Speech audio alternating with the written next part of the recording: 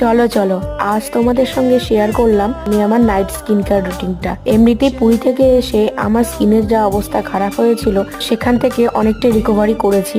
আর তোমরা প্লিজ আমার lips এরিয়াটাকে ignore করো, কারণ আমার জ্বর হয়েছিল। নর্মাল ঈষদুষ্ণ গরম জল দিয়ে আমি মুখটাকে ধুয়ে নেব, তারপর একটি রেজারের সাহায্যে আমি আমার মুখের অবাঞ্ছিত লোমগুলি তুলে ফেলবো। উইকলি একবার করে হলেও আমি ফেস হেয়ার রিমুভ করি। দেন বায়োটিকের এনার্জেটিক ফেস ওয়াশ দিয়ে আমি আমার ফেসটাকে ক্লিন করে নেব।